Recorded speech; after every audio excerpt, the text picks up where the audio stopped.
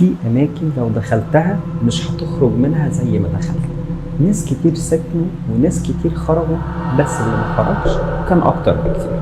اللي هقوله النهارده مش بس قصة، دي تجربة، واللي حصل في الشقة 14 كان لازم يفتح نفسه، بس المذكرات اللي اتسابت فتحت باب ما كانش لازم يتفتح. أنا محمد أنور ودي قناة أبعاد تانية. قبل ما نبدأ حلقتنا النهارده اقفل الباب وطفي النور واستعد لأنك داخل معايا الشقة 14.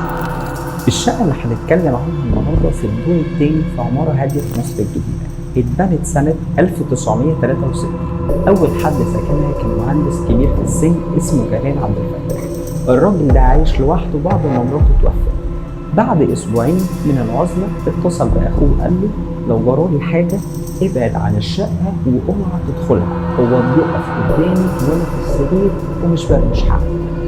دي آخر جملة قالها قبل ما يموت. بعدها بأيام جلال مات وقلبه وقف، لكن وشه باين عليه علامات فزع مش طبيعية. من وقتها محدش بيقعد في الشقة أكتر من شهر واحد بس. بعد وفاة جلال ب8 شهور سكنت في الشقة بنت اسمها ليلى عبد الناصر. دي كانت مدرسة موسيقى، كانت هادية جدا وكان عندها قطة اسمها سكر. في البداية كانت الأمور ماشية طبيعية جدا، لكن بعد أسبوعين بس الجيران بدأت تسمع أصوات غريبة جدا، وكمان الساعة 3 الفجر كانوا بيسمعوا صوت نغمات بيانو طالعة من الشقة، بالرغم إن الشقة ما فيهاش بيانو أصلا.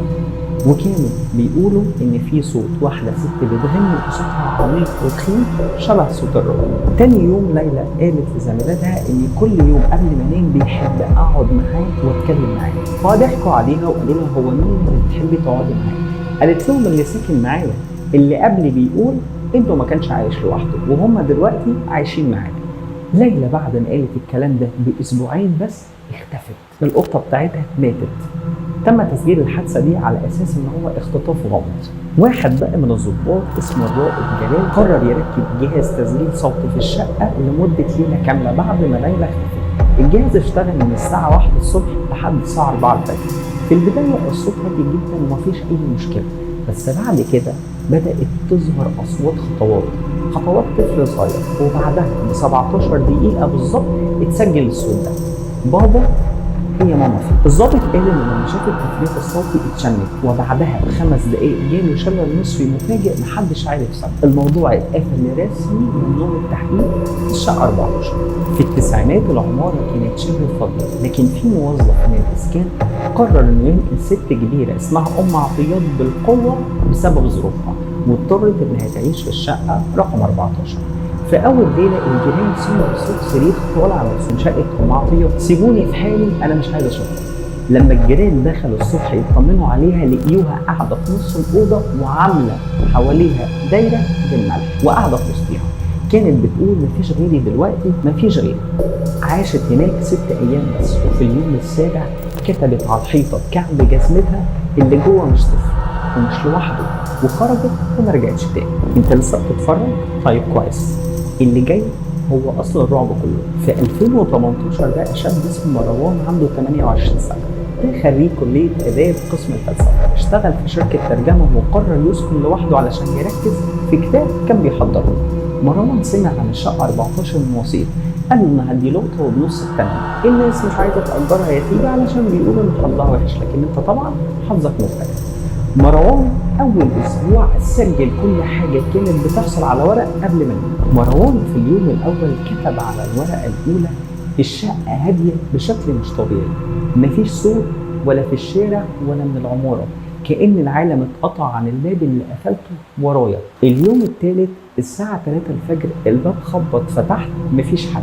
بصيت تحت لقيت ورقة صغيرة مكتوب فيها بخط طفل أنت وصلت متأخر.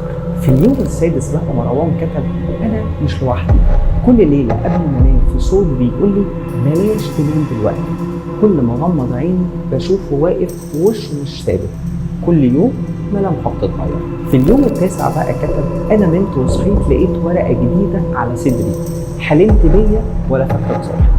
اليوم ال11 أنا مش عارف ده حلم ولا نوم، بس في حاجة غريبة، إيدي اليمين ما بقتش بحس بحاجة بيها، ولما بصيت في المراية شفت وشي مرتين، مره ورايا ومره قدامي. اليوم الاخير بقى مروان كان كاتب رساله: لو الورق ده اتلقى اوعى تكمل، المكان ده بيعيش وبيستنى حد يصدقه. انا صدقته وندمت، واللي جاي مش ليه. بعد اليوم ده مروان مات. الدكتور كتب في التقرير سبب غير معلوم، القلب سليم والمخ سليم بس عينيه كانت مفتوحه ولسانه مقطوع نصين. الجيران بيقولوا ان مروان قبل ما يموت كان بيكلم نفسه، وفي تحليل نفسي بيقول دي مش تهيؤات، ده نمط متكرر بيحصل لكل الناس اللي بتسكن في الشقه دي، وده معناه ان في كيان موجود فعلا. دكاتره النفس وصفوا الحاله بانها متلازمه السكن الخامس، وهو ان الانسان بيحس ان في شخص اضافي موجود معاه في المكان لفتره طويله لحد ما يقتنع انه حقيقي وبيقتنع انه عايش معاه.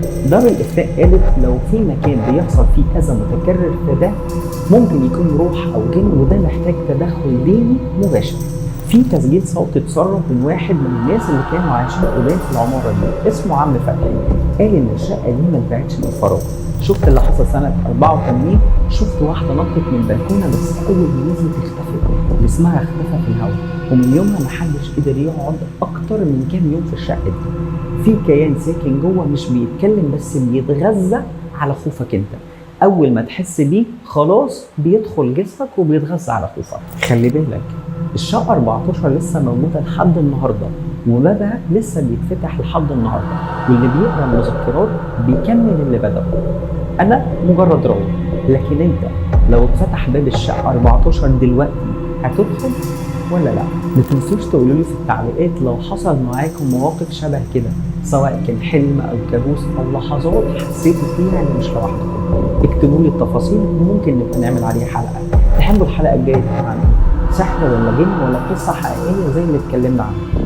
انا محمد قمر. ما تنسوش تعملوا اشتراك في القناه وتفعلوا زر الجرس وتشاركوا الفيديو مع اصحابكم اللي بيحبوا الرعب. استنوني الخميس الجاي الساعه 9 في حلقه جديده من أمل. مع السلامه.